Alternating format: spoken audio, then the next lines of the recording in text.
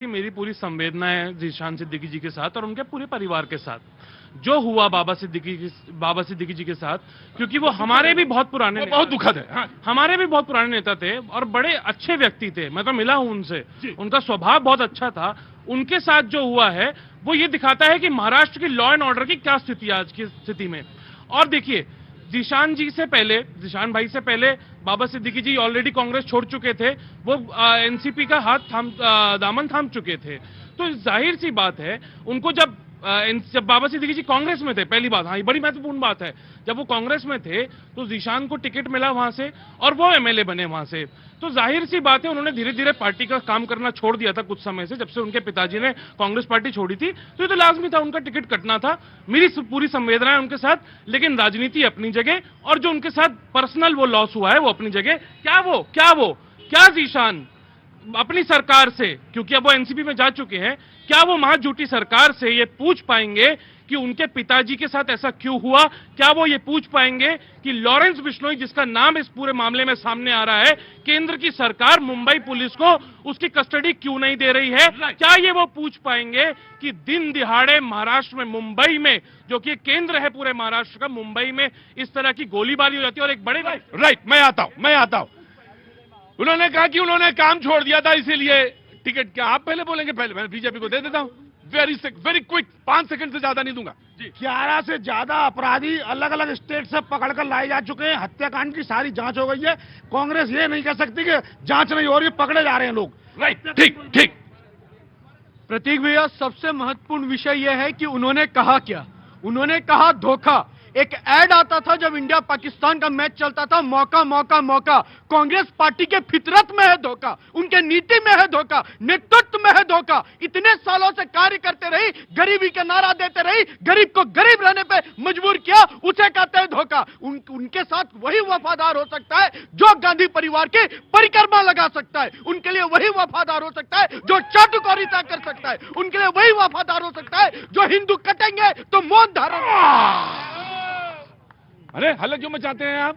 उनको मचाने दीजिए। उनके साथ हैं जी। हल्ला मचाने वालों के साथ है तो बिल्कुल मेरे साथ नहीं है। फिर आप हल्ला मचाने वालों के साथ, मैं बिल्कुल मैं आपको ऑफकोर्स दे दूंगा, विदिन कांग्रेस को मैं दे दूंगा बातचीत के सिलसिले को। आज थोड़ा सा हैप्सर्ड है, दाएं बाएं है, मुझे भी आगे पीछे आना पड़ेगा। कहां से आए हैं?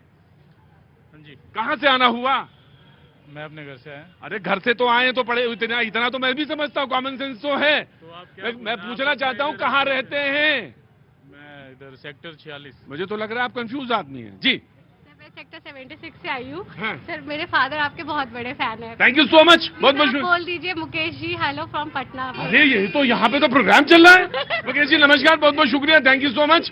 आप मेरा प्रोग्राम देखते हैं, बहुत बहुत शुक्रिया, thank you so much ma'am. जितनी देर प्रोग्राम में मन हो उतनी देर रहिएगा, बातचीत के सिलसिले से जुड़िएगा और फिर बातचीत का सिलसिला आगे बढ़ाएंगे। ऑफकोर्स बीजेपी को कंप्लीट करने दीजिए and then I will come to you. जी सर, 2 बातें हैं। पहली बात, जो समाजवादी पार्टी के मुखिया और खड़े पैनलिस्ट ने कहा कि भाजपा के पास कोई ऐसी फैक्ट्री है क्या, तो मैं इनसे पूछना चाहता हूं, कांग्रेस और इंडी गठबंधन के पास ऐसा कोई सांचा है क्या जो घुसपैठियों को अपने आप का ढांचे में शामिल कर?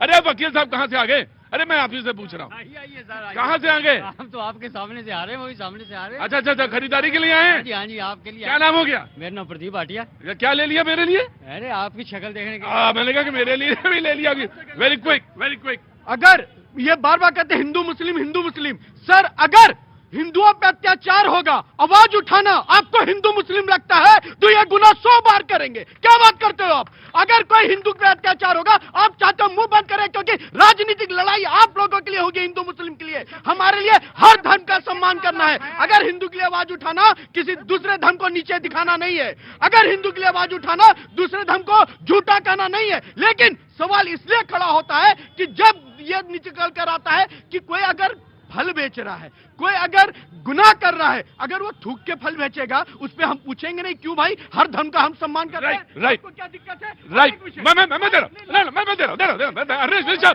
वेरी क्विक, छोटा, वेरी क्विक, मैं दे रहा हूँ। गलत मैसेज चल जाएगा, इसलिए मैं कह रहा हूं। मैं बार बार कहता हूं, बिना टोपी लगाए और बिना मुस्लिम तुष्टीकरण की बात किए हम सबका साथ, सबका विकास करना जानते हैं। आपके तरह टोपी पहन के ढकोसला तुष्टीकरण की राजनीति नहीं करते। आप ही को देंगे वाला जी। हिंदुस्तान के अंदर समाजवादी पार्टी को मौका देना पड़ेगा क्योंकि ये बात वहीं से इनिशिएट हुई। हिंदुस्तान के अंदर आवाज होनी चाहिए तो भारत की आवाज होनी चाहिए। भाषण मत दीजिए सर। नहीं, आवाज कौन सी होनी चाहिए? ऐसे लोग जो जिस तरह की बातें करते हैं, इतनी गंदे बातें करते हैं, लोगों में नफरत पैदा करते हैं, वोट के लिए लोगों को लड़ाते हैं, लोगों में हिंसा पैदा करते हैं, बात क्यों नहीं करते हो रोजगार की? बात क्यों नहीं करते हो महंगाई की? बात क्यों नहीं करते हो महिलाओं के किचन की? उस पर क्या आपको शाम सूझ जाता है? झूठ बोलते हैं ये, झूठ के पाठशाला के लोग हैं। एक सेकंड, ये झूठ के पाठशाला के लोग हैं। बात करते हैं ये हिंदुस्तान की, बात करते हैं ये, कहते हैं हम सर्वधर्म और पता नहीं क्या क्या, ये कुछ नहीं करते। इनके